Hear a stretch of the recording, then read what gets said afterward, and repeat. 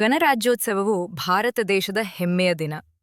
ಈ ದಿನ ನಮ್ಮ ದೇಶಕ್ಕೆ ಸಂವಿಧಾನ ಜಾರಿಗೆ ಬಂದ ದಿನವಾಗಿದ್ದು, ಸ್ವಾತಂತ್ರ್ಯ, ಸಮಾನತೆ ಮತ್ತು ನ್ಯಾಯದ ಮೌಲ್ಯಗಳನ್ನು ನೆನಪಿಸುವ ಮಹತ್ವದ ಸಂದರ್ಭವಾಗಿದೆ. ಇಂತಹ ಪವಿತ್ರ ದಿನದಲ್ಲಿ ಗುರು ರಾಘವೇಂದ್ರ ಸ್ವಾಮಿಗಳ ಸ್ಮರಣೆ ನಮ್ಮ ಮನಸ್ಸಿಗೆ ಆತ್ಮಶಕ್ತಿ ಮತ್ತು ಧೈರ್ಯವನ್ನು ನೀಡುತ್ತದೆ. ಗುರು ರಾಘವೇಂದ್ರ ಸ್ವಾಮಿಗಳು ಧರ್ಮ, ಭಕ್ತಿ ಮತ್ತು ಮಾನವೀಯತೆಯ ಪ್ರತೀಕವಾಗಿದ್ದರು. ಅವರು ಎಲ್ಲರಿಗೂ ಸಮಾನತೆ, ಸತ್ಯ ಮತ್ತು ಸೇವೆಯ ಮಾರ್ಗವನ್ನು ತೋರಿಸಿದರು.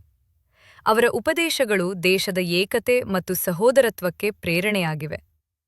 ಗಣರಾಜ್ಯೋತ್ಸವದ ದಿನ ನಾವು ದೇಶದ ಅಭಿವೃದ್ಧಿಗೆ ಶ್ರಮಿಸುವುದರ ಜೊತೆಗೆ ಗುರು ರಾಘವೇಂದ್ರ ಸ್ವಾಮಿಗಳ ತತ್ವಗಳನ್ನು ಜೀವನದಲ್ಲಿ ಅಳವಡಿಸಿಕೊಳ್ಳಬೇಕು. ದೇಶದ ಪ್ರಗತಿ ಮತ್ತು ಆತ್ಮಶುದ್ಧಿ ಎರಡೂ ಒಂದೇ ಮಾರ್ಗದಲ್ಲಿ ಸಾಗಬೇಕು ಎಂಬ ಸಂದೇಶವನ್ನು ಗುರು ರಾಘವೇಂದ್ರ ಸ್ವಾಮಿಗಳು ನಮಗೆ ನೀಡಿದ್ದಾರೆ. ಗಣರಾಜ್ಯೋತ್ಸವದ ಈ ಪವಿತ್ರ ಸಂದರ್ಭದಲ್ಲಿ ದೇಶಭಕ್ತಿ, ಧರ್ಮಭಕ್ತಿ ಮತ್ತು ಮಾನವ ಸೇವೆಯನ್ನು ಜೀವನದ ಭಾಗವನ್ನಾಗಿ ಮಾಡೋಣ.